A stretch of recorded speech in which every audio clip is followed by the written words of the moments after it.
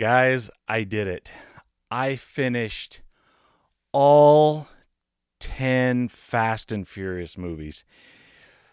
Whew, this was the most effort and took the most time of any of my videos thus far. This was an experience. I have never seen any of the Fast and Furious movies before, except for the first one. I saw the first one when it came out in the theater, and that was like in 2001, 2002, and I thought, that's a nice film, fairly forgettable. I didn't think much of it. But over the last 20, almost 25 years, we've gotten 9 more of them and plans for additional ones. And I decided to watch all of them, binge them. Why? Why did I do this? I've avoided watching it, not actively avoid it. I've just never got around to watching any of these movies. So why did I suddenly decide to watch all of them? Well, there's a few reasons. One, curiosity. I have been just kind of befuddled by the fact that these movies exist and that they continue to be made. And again, I saw the first one, The Fast and the Furious, didn't think much of it. And so the fact that they have made 9 more, I like, why? Why do they keep making these movies? How did they keep making these movies? Who is going to see these movies? And are they any good? I mean, I've seen the previews for them, and they look pretty outrageous, kind of to almost a comical degree. And so I've just been confused as to why these movies exist. So that's one reason. I'm curious to find out what they're all about and if I can figure out why they continue to be made. The second reason why I decided to watch all of them is now that I have my home theater, I was interested to see if they sounded good in a Dolby Atmos home theater. And I wanted to see if they had any good material in them, demo-worthy material, that would be, maybe even if the movie isn't great, there might be material or scenes in the movie that would be exciting and interesting to hear in a surround sound home theater. Now, if you can't tell, there is probably a tone of exhaustion in my voice, and that's because I just watched over 21 hours of The Fast and the Furious, and it was a lot. Let's dive in and see what I found. So the first thing I had to figure out was how to get these movies. I had to get all 10 of them, and truthfully, I didn't want to spend a ton of money. They do now have a 10 movie box set available, but $100 roughly. I wasn't prepared to spend that much money on this. So what I did was I, through the magic of eBay, cobbled together this collection right here, and I found this box set, which is movies 1 through 8, and then we have number 9, and then number 10. So I thought it would be appropriate to start off by just reading off the names of these 10 movies. This I find interesting. 1, The Fast and the Furious. 2, Too Fast, Too Furious. And 2 is the number 2, not spelled out. 3, The Fast and the Furious, Tokyo Drift. 4, Fast and Furious. 5, Fast 5. 6, Fast and Furious 6. 7, Furious 7. 8, The Fate of the Furious. 9, F9, The Fast Saga. And 10, Fast X. I don't know who named these movies, but they deserve credit. That is the most absurd and ridiculous naming convention I have ever encountered. That is hilarious. So let's get into it now that we've got the names out of the way. What did I think of the first one, The Fast and the Furious? Well, first of all, I think I understand a little bit more about why these movies are made. Fast and the Furious had roughly a $38 million budget and made over $200 million worldwide at the box office. I think that right there demonstrates why these movies exist, because the series has continued on and it makes money. And if something is printing money, studios would have to be crazy to not continue on. I totally understand now why these movies exist from the studio standpoint. Now let's get into why people are actually watching these movies. So even though I had seen the first one, it was a long, long time ago, more than 2 decades ago. So I started off with the first one and I jumped right into it. And I gotta say, I was surprised. I was surprised at the fact of how much I remembered from that movie, given how forgettable it was and how little attention I paid to it at the time. As I'm rewatching it, I kept seeing things that I remember. I'm like, oh yeah, I remember that. Oh, I remember that. The plot of the first one is fairly straightforward.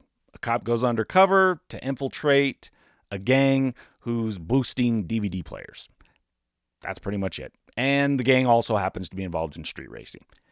And that's pretty much it. That's all there is to it. And I think I think there's a few reasons why this movie was successful, but honestly, for being such a low budget film and not a great script and not super well written dialogue, I think what grabbed people's attention was the scenes of the street racing. Those are pretty exciting and they're shot well, and the cars look really fun and really sexy, and the groups that gather for these street races, it just looks really cool. And that was something that stood out to me as I went on in the series, is that the Fast and the Furious series, they make street racing look kind of like the casinos in the Ocean's 11 series, where it looks really cool and really classy and flashy. Looks really flashy. And I think in reality, it may not be quite accurate in its portrayal of exactly how it looks, but it's fun to see on screen. And I think that's what grabbed people's attention for the first one and got them to come back. And there were two things that stood out to me as far as like why the first one worked. And the first was the music. They did a really good job with high intensity music with good bass, and it hit hard, and it was good hip hop music, and it was just fun to hear that. And then the street racing scenes, they were exciting, even for a relatively low budget film. It was shot well. So in the second film, Too Fast, Too Furious, it's basically a retread of the first one. Cop goes undercover to infiltrate a criminal organization. It's fairly straightforward. But there are a few things that I did notice, again, when I was watching it here in my home theater. The opening sequence, the opening race sequence, it was pretty cool. A lot of cars like whizzing by on the sides, the surrounds. It sounded really good. And the music, again, they really got that dialed in like they did in the first, where the music is just really exciting and it hits hard.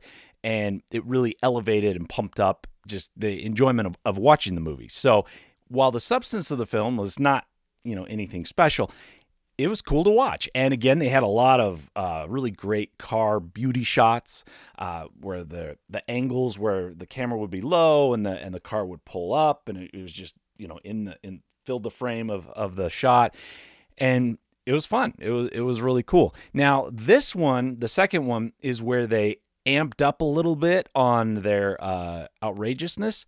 They dialed it up from the first one just a touch. At the end, the climactic scene where they jump the car off of something. It's not really clear what they actually launched the car off of, but it launches out and onto a yacht and crashes in, and that's pretty cool. It's fun. It's a little over the top, but nothing too extreme given what is to come. But yeah, not bad. There were a couple scenes that stood out effects wise, like here in the theater. First of all, when they would hit the nos in the cars, there would be like a swirling sound effect that was really cool that would kind of go around through the sides and the surrounds and the heights. And then also there was this really cool special effects shot, obviously fully, completely computer generated, but it would take you inside the engine and you're like traveling through the machine of the engine and the pistons firing and everything, and you've got all of these sound effects going off all around you. That was a pretty cool effect. And there was another scene where they walk into a club and they're kind of walking down a hallway and the music is thumping, and then there's like this kind of slow motion. It was a slow motion shot, and they were kind of a swirling atmospheric effect through the heights, and that was kind of cool. So yeah, it's worth seeing here in the theater. It was pretty cool. It was good. It was serviceable. So number 3, The Fast and the Furious Tokyo Drift. This one was the most or the largest departure from what's standard in the series.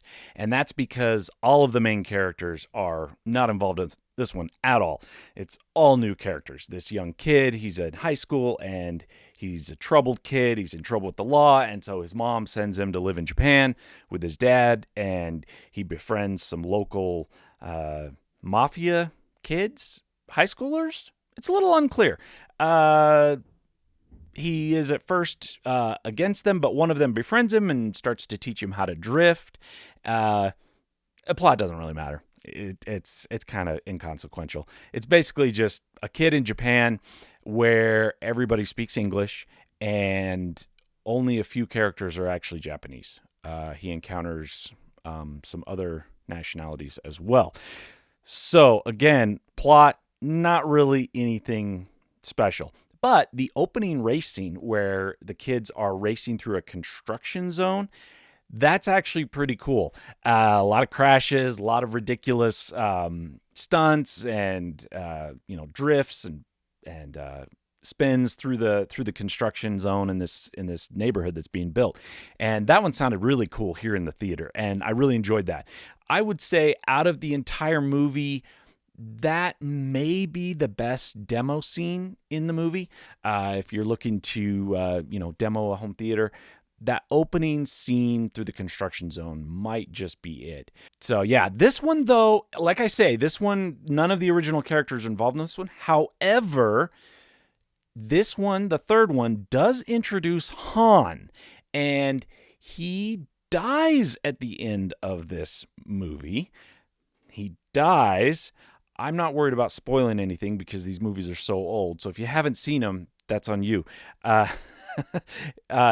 Han dies at the end of this movie, but it turns out that this guy, Han, used to be friends and a co-worker with Dom Toretto. They used to boost fuel trucks in Colombia, somewhere in South America, I believe. And so Dom makes a brief appearance literally at the very end of the movie. So he is in the movie, but it's only for like the last 10 seconds. But Han, he comes back. Not just in the next movies, but he comes back to life. And we'll get into that in a moment. Now, number 4, Fast and Furious, we get back to the original crew. And this one, a cop goes undercover to infiltrate a criminal group. I know, it's kind of a shocker of a plot, but it does have kind of a cool opening scene where they are boosting fuel trucks, like I mentioned. And this was Dom with Han. So this takes place prior to Fast and the Furious, Tokyo Drift. The timeline, I'm not going to get into that. It's too convoluted. Just know that they jump all around in this series. It's kind of nuts. But the funny thing about this heist scene when they're trying to rob these fuel trucks, there's a whole lot of driving in reverse. And I thought that was really funny that they decided to really amp up the excitement of this movie or this scene was to, hey, I know, we'll have them drive in reverse. And there is a whole lot of that. There is a cool scene where Dom is kind of inspecting the crash site where Han died, and he's kind of imagining like what happened when the crash occurred, and there were a lot of atmospheric height effects, surround sounds, kind of swirling, kind of because he's kind of imagining it, and so that actually sounded really cool. So that may be a demo-worthy scene from this movie. Another thing that stood out to me in these movies, especially as they went on, as they got further into the series, is the production values of these films really jumped up. I mean, they really put a lot of money into these movies. They were expecting to make their money back, but yeah, they really increased the production values. But even with that, the CGI at times does look a little iffy. Sometimes it's not great CGI, and that really stood out to me in the fourth one because I just recently watched Mission Impossible: Dead Reckoning, and I'd seen the chase scenes where he's in like the little yellow car, and seeing how that compared with these real heavy CGI'd scenes in Fast and Furious. And it really, like, the difference was pretty dramatic. So yeah, they really lean heavily into the CGI. But again, I wasn't really looking for it to get, high picture quality. I was mostly looking to see like how these movies sounded. And for the most part, they do sound pretty good. The fourth one, it continues on having good sound with the music and the chase scenes, a lot of sides, a lot of surrounds, and especially that scene with Dom at the crash site. That one is a pretty cool demo scene. Okay, now we get to Fast 5, the fifth one. And this one, the plot is a rogue former cop teams up with his former enemies to rob a crime lord. Again, not really focused on the plot. It's kind of irrelevant. This is what you're looking for with a Fast and Furious movie, which is car chases, loud explosions, a lot of action. And that's what we get in this one. And this one is, it does not disappoint. There is a scene that sounds great here in the theater. And it's the scene where they pull the vault out of the police station building and proceed to drag it through the streets, being chased by police. Now, escaping from the police in a car is a very, very difficult thing to do. However, apparently, it's much easier and more doable if you're in two cars and the two cars are dragging a vault, because the police have a lot of trouble catching them and apprehending them when they're dragging this vault. But there are some cool scenes where the safe, the vault, it's massive. It's like the size of a room. And they're dragging it. And there's one in particular where it swings wide and there's all these concrete pillars. They're kind of like dividers on the edge of the road. And the safe goes doom, doom, doom, and it crushes each one of them just in succession. And it sounded really cool here in the theater. In the LFE, the bass, it's just like boom, boom, boom, boom, as that safe is pounding right through him. I thought that was a really cool effect.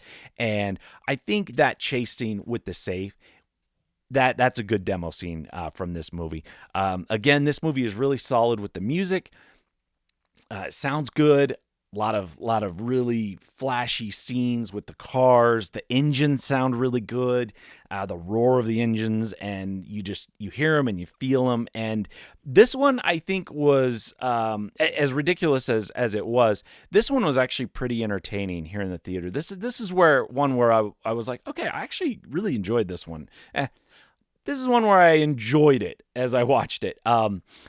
But it definitely really, each movie really amps up the over the top level, the ridiculousness, and pulling that safe through a city, being chased by police. That one was wild. So now we get to Fast and Furious 6. The plot of this one is a team of ex-convicts team up with a cop to take down a criminal.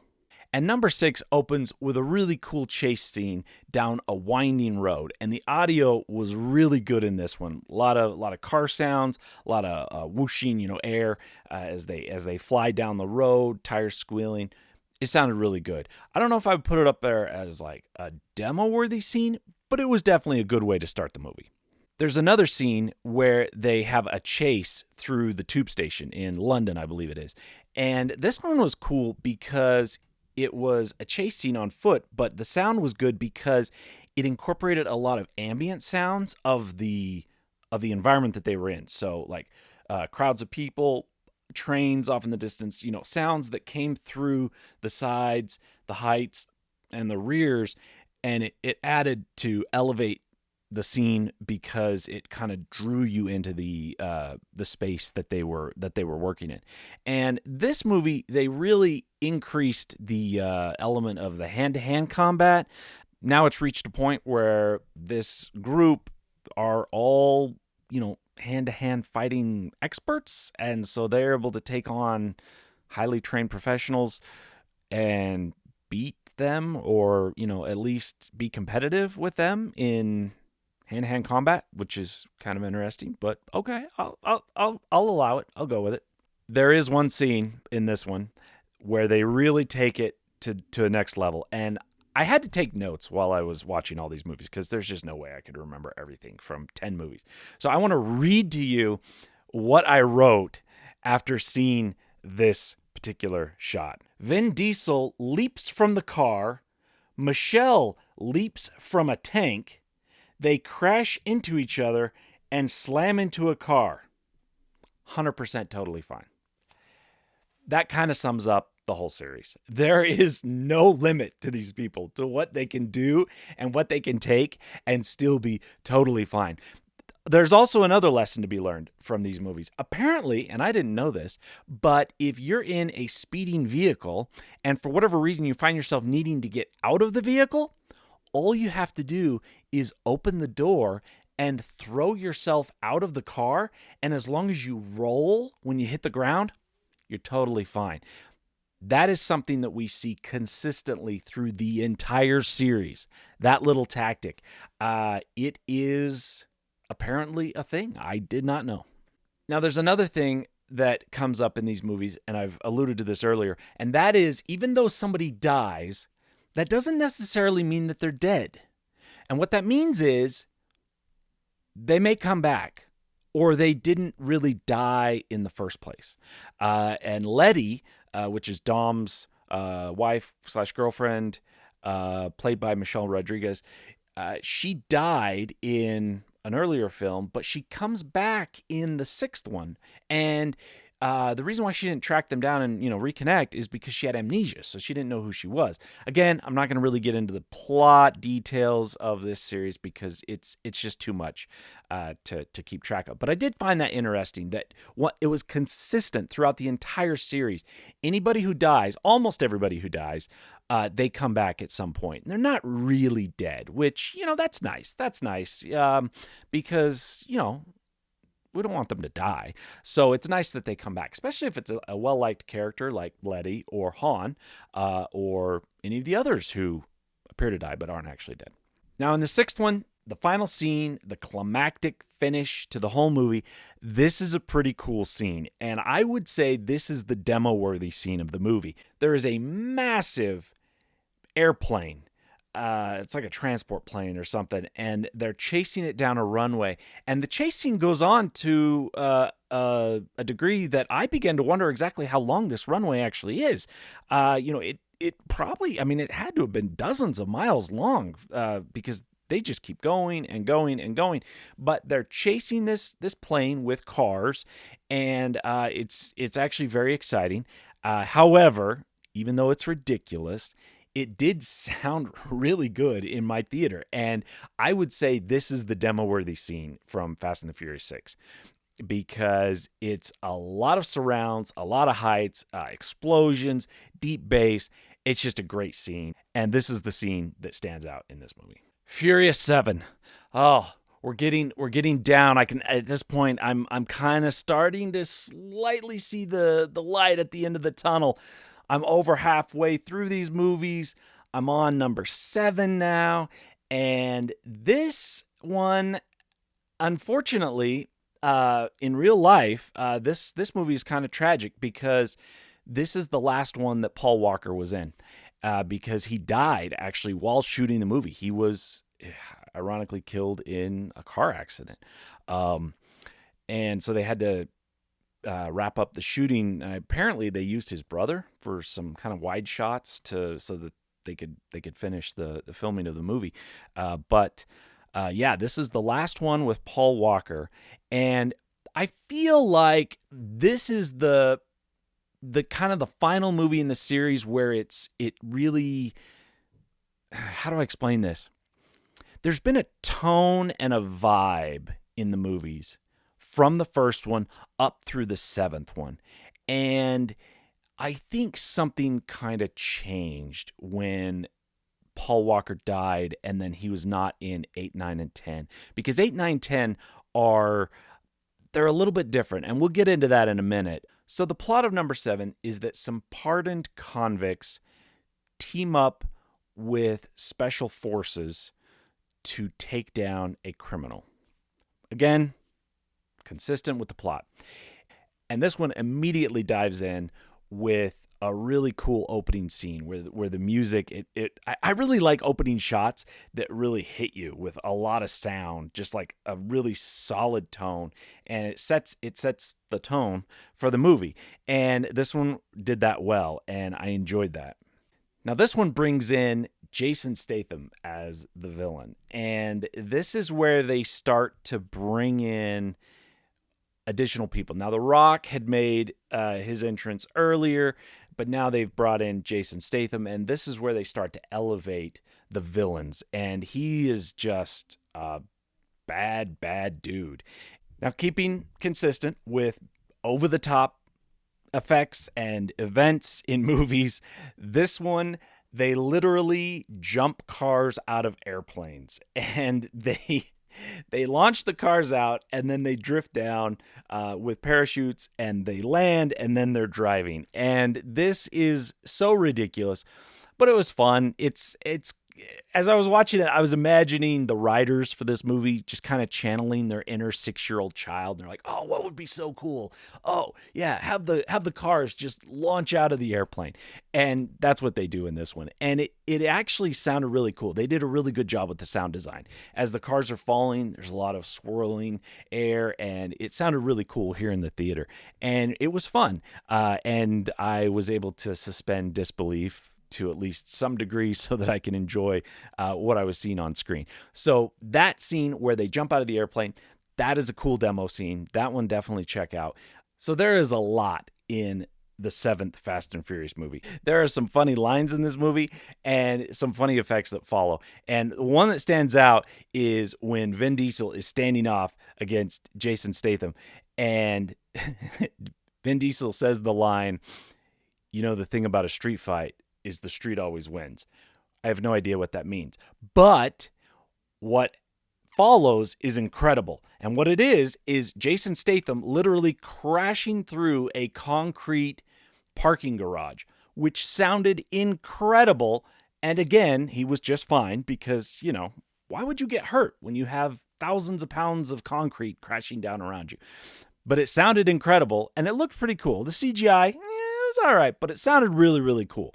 The heights, the Atmos effects, it was nice.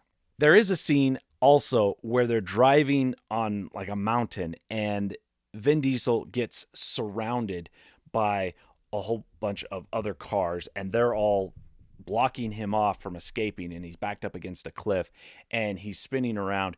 And that scene, actually, the sound on that scene, I think that's the demo-worthy scene from this movie, because as he's driving around, the sound is just going all around you, and it sounded really, really cool. And I actually plan to use that one as a demo scene in the future, for when people come into my theater. So now we get into the 8th Fast and Furious movie, The Fate of the Furious. I love the name of this movie. I don't know what it means, but it's cool, I guess. So this, like I mentioned earlier, this one is the kind of the start of where things shift. because now with Paul Walker literally, he's no longer alive, and so they can't have him be in the movies.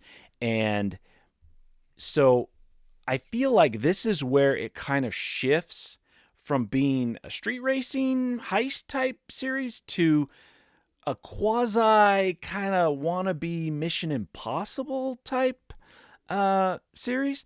And that's ironic given that there is a line in one of the previous movies, something to the effect of, this just went from Mission Impossible to Mission Freaking Insanity.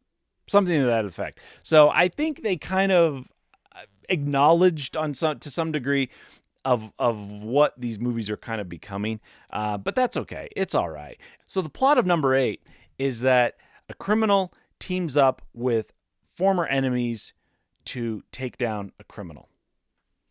So that's that. And they just keep throwing more and more actors into these movies. I had to write this down because this is a lot. In number 8, we now have collectively, leading up to this one, Helen Mirren, The Rock, Jason Statham, Kurt Russell, Charlize Theron. And these are all in number 8. They've all been introduced along the way, but now we've got all of them, in addition to Vin Diesel and all of the regulars. So now it's becoming so many characters. There's just so many people, and it will reach such a degree that by the 10th one, and we'll get into this, but by the 10th one, it's just like, there's just too many. I can't even keep track of all of these characters. So there's a scene in the 8th one where there's a wrecking ball, and it is taking out cars, and I enjoyed this scene. It kind of reminded me of the wrecking ball in the race scene in Ready Player One, but as it is swinging down and taking out cars, really good sound and really good bass. I really felt it in my seat with, especially with my bass shakers. So that was really, really cool. There's a scene where cars are literally raining from the sky, and the Atmos effects for this were quite cool, actually. I mean, the scene itself was ridiculous, but the sound of the cars raining down, falling from the sky, was pretty cool. And I wouldn't say it was level of being demo worthy because it was kind of short, but in that moment in the movie, I was like, oh, this is pretty cool. This sounds really, really cool. And this movie, this is where they really make that leap. So they have gone from, in the beginning, boosting DVD players to literally saving the world. And this is what I'm talking about when I say it's kind of Mission Impossible-esque, because they're now taking down, some criminal who's threatening to, end the world. And it's it's kind of silly, but that's what these movies are. They're silly and they're entertaining, and they sound pretty dang good. So, yeah, I'm beginning to understand why they continue to make these movies. Now, I will say, when you watch like a series on Netflix and you binge watch it, where you finish an episode and you're like, whoa, that 45 minutes just flew by and I've got to watch the next one, right? And so you binge like 10 hours of a series, and it doesn't feel like anything at all. These movies, they are not made to be binge watched. It was difficult to get through all 10 of these movies. It was work. Like, I had to focus. I had to really put in some effort and be like, all right, okay, I've got to do another one. Because when one finished, it was so exhausting that by the end of it, you're just like, oh, whoa, that was a lot. And to go on and say, okay, I got to go on and watch the next one, it was a lot. And so this was not a small task. There is a scene in number 8 that kind of summed up the whole series, but really stood out in this movie. And that is, they are driving across ice, and a submarine underneath the ice, or maybe it had moved above the ice by this point, launches a torpedo. The torpedo is sliding across the ice. The Rock, Dwayne Johnson, drives up next to the torpedo and with his hand redirects the torpedo and sends it into an enemy vehicle. and it explodes. That is hilarious. And I laughed out loud. It was so entertaining and so ridiculously silly to see that. And I loved it. Like at that point, I mean, not at that point. Reality has been left behind so long ago. We're now to a point where I think the writers are just like, yeah, whatever. We can do whatever. And I kind of admire that. So now we're into the ninth one. And by this point, I've kind of given up on summing up the plot because it's become too convoluted to really keep track of. But this one, the ninth one, does show Dom's origin story. It shows him witness the death of his father. It also introduces the fact that he has a criminal villain brother. So they can bring people back from the dead, but they can also just invent new characters that you would have thought would have played a larger role previously. But yeah, Dom has a brother, and he's played by none other than John Cena. So who knew, right? This is great. So now we have the villain is Dom's brother. And this is, again, more car chases, more ridiculousness. But this is the one where they fly into space in a Pontiac Fiero, strapped to a rocket, wearing sea diving gear. That literally happened in this movie. Yep, they go into space. And I don't know really what else to say about this movie other than that. I think that kind of sums it up.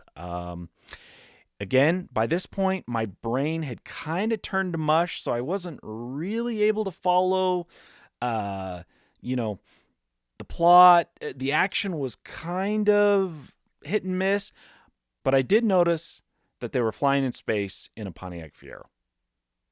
That was kind of hard to miss. And now we finally get to the final Fast and Furious movie, Fast X. And by this point, the light at the end of the tunnel was right there. I'm like, okay, I can do this. I can get through this. I put it in, and I was thinking, what new character, what new actor are they going to introduce this time? Jason Momoa. He's the villain. And he was a little silly. He kind of hammed up his performance. I mean, I'm not going to criticize his performance. I don't think anybody would ever criticize that guy or want to. But it was a little much. It almost seemed like a caricature of the Joker from The Dark Knight at times. He really was having fun with the role, but I'm not sure we as the viewers were having as much fun as he thought we should or thought we would. So what stands out in this movie is the bomb rolling down the road scene. Yes, you heard that right. There is a scene where a large bomb that is about half the size of a room, and it is a sphere, it is being transported to the Vatican, where Jason Momoa is going to the Vatican. But Vin Diesel sets up a trip line and stops the vehicle. But Jason Momoa, he flips the truck over, and now the bomb is rolling down the road, and it just happens to be able to roll through the city and make its way to the Vatican. Setting aside how ridiculous this scene is actually the demo scene from the movie. This one stands out. This one was cool. Again, the CGI, not great in places, but the sound was awesome. It sounded great, and I will definitely be using this scene as a demo scene in the future. As the bomb is rolling, they are chasing it and they're trying to stop it. And Jason Momoa, he is on a motorcycle or a car. I can't even remember. Like I say, my brain, it's kind of turning to mush. But he's trying to keep them from stopping the bomb. And the sound is next level. The sound of the cars, the sides, the heights, they were going off. And the bass, when the bomb was hitting certain things, when it was rolling, you would really feel it rumble, and it was really, really cool. And at the end, Dom launches his car off a bridge and into a crane and causes the crane to swing around, and the boom redirects the bomb away from the Vatican and into the water so that it doesn't cause as much damage. And I laughed out loud and thought, this series is nothing if not consistent.